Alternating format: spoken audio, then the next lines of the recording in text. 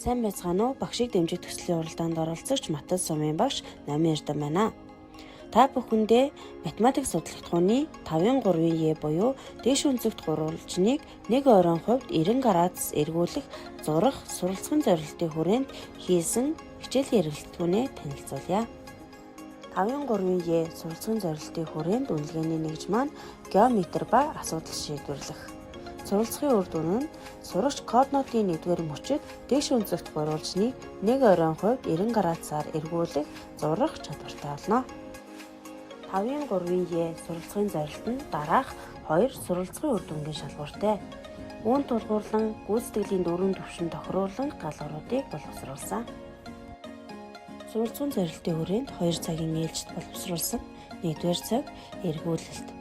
Энэхүү хичээлээрээ цагийн зүүнний дагуу, цагийн зүүнний эсрэг, эргүүлэлтийн төв гэх мэт үгсийг мэдэх, дээш өнцөгт гурвалжныг 90 градусаар эргүүлэх зурах зорилготой. За мөн энэхүү хичээлээрээ сурагчид маань эргүүлэлтийн хувьд эргүүлэлтийн төв болон тодорхой нэгэн чиглэлд дээш өнцөгт гурвалжныг 90 градусаар эргүүлэх зурах чадвартай болно. Айлжид хичээл 2 нь эргүүлэлтийн баттгал хичээл байгаа. Энэхүү хичээлээрээ дээш өнцөгт гурвалжныг 90 градусаар эргүүлэх, зурах, координатын байршлыг бичих зорилготой. Сурагчид дээш өнцөгт гурвалжныг 90 градусаар эргүүлэх, зурах, байршлыг бичиж нэрлэх чадвартай болно.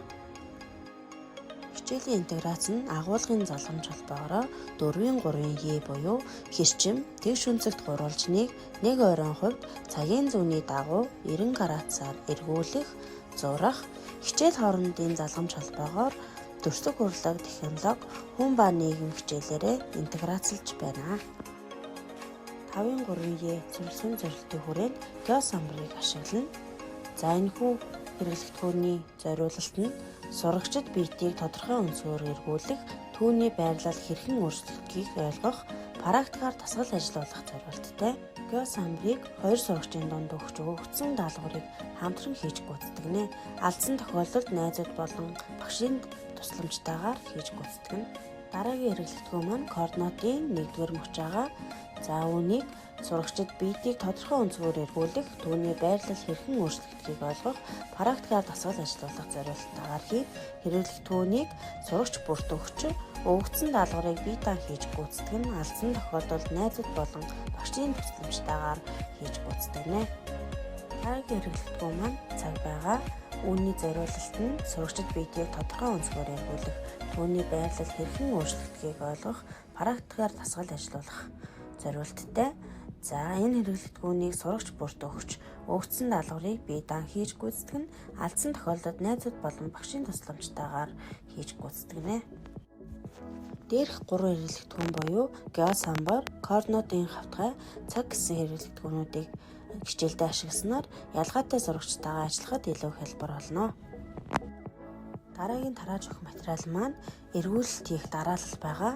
За үүнийг сурагчид маань ашигласнаар эргүүлэлтийг хийхэд алдаагүй хийж гүйцэтгэх зорилттойгоор бэлтгэсэн байгаа.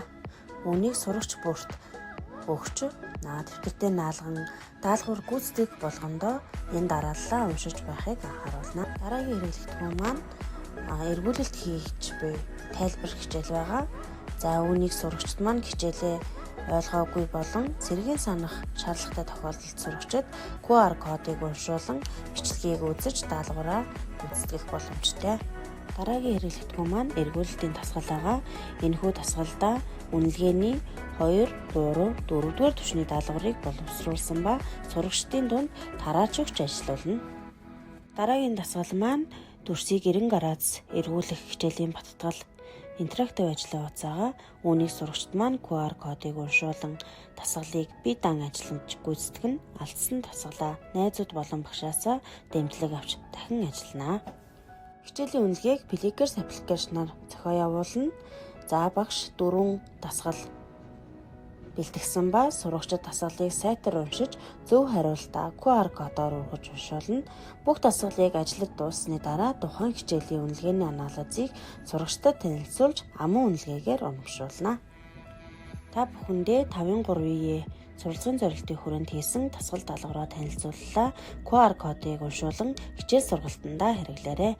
Анхаарал хандуулсанд баярлалаа.